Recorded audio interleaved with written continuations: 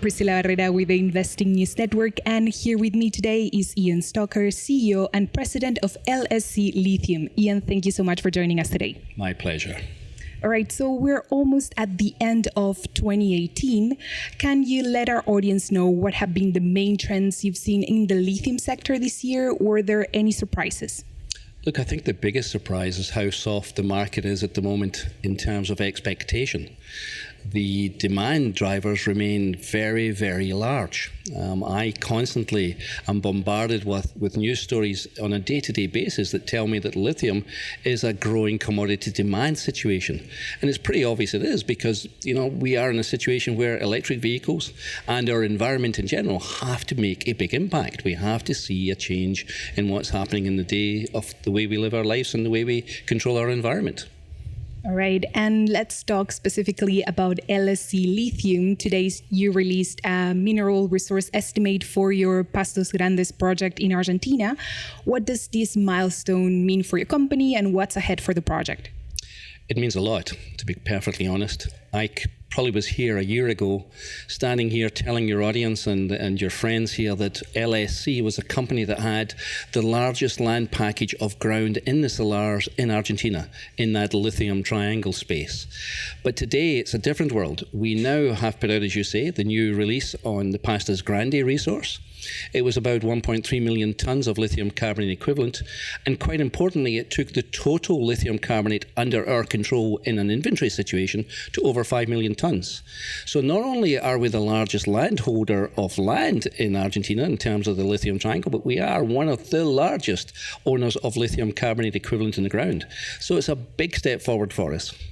All right, and as you mentioned the project is in Argentina. What is your take on the current economic situation of the country? What would you tell investors that might be concerned with what's happening in the region or investing there? From my perspective, I would have to say that we've had excellent cooperation from the provincial governments of Salta and Jujuy, and they've been very keen to see inward investment from companies like ourselves, and that's very positive. They help us in terms of making sure that we are welcomed, dealt with in a professional manner, and get things done. There's nothing wrong with that. Sure, the bigger picture in Argentina has been cloudy somewhat in the last few months, but really, which country is doing particularly well? Everybody is after money. The taxation bill in every country is growing and growing and growing. Argentina is no different. So personally, and from my perspective, it's a good country to be in. And they recognize the need, I think, for investment in total for the country, not just for the provinces, but for the country in total.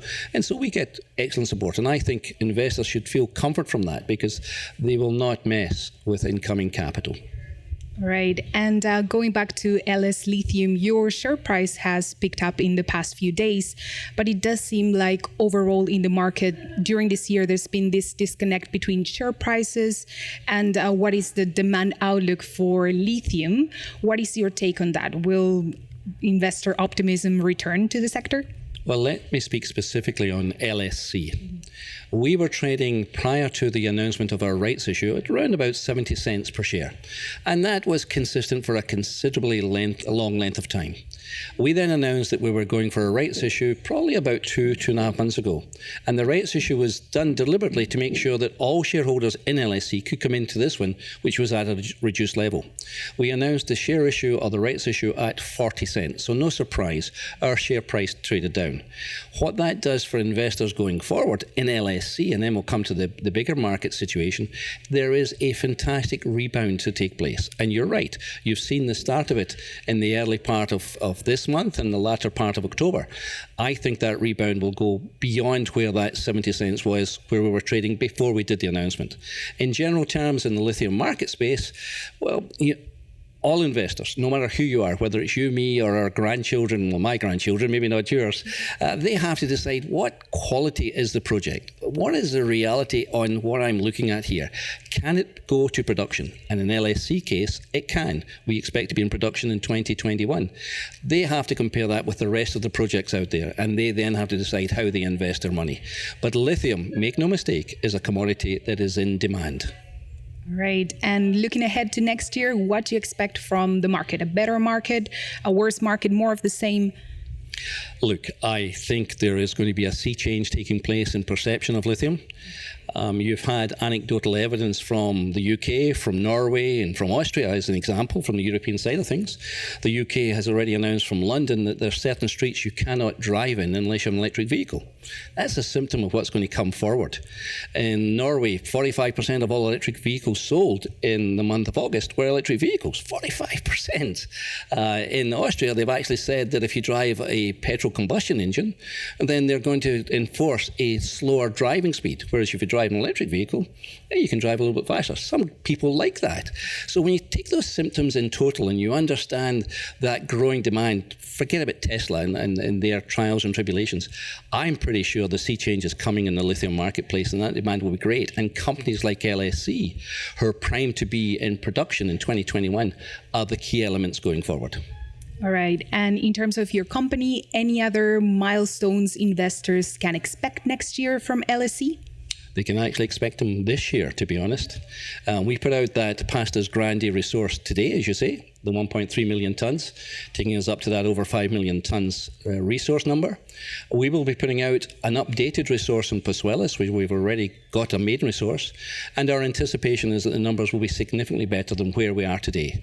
That gives us, for the Pastas Pozuelos project, or PPG as we call it, a fantastic inventory, over, I think, 3 to 3.5 million tonnes of lithium carbonate equivalent. That makes that project, which was already looking good, even more robust. So the next catalyst coming up for us will be the Pozuelos resource, and you will see both the chemistry, because chemistry is important in lithium resources, as well as grade, and grade is always king in every mining company, picking up and looking good. You then put that together into what the following milestone or the next achievement will be, and that is the release of our PEA, Preliminary Economic Assessment. That's going to come out, we hope, by the end of this month as well. And because we've had these two additives, the Pozuelos and the Pastas Grande resources, the numbers coming out from that will make us look a very competitive production company going forward. That will get attention. All right, Ian, thank you so much for joining us today. Thank you very much. Once again, I'm Priscilla Barrera with the Investing News Network, and here with me today is Ian Stalker, CEO and President of LSC Lithium.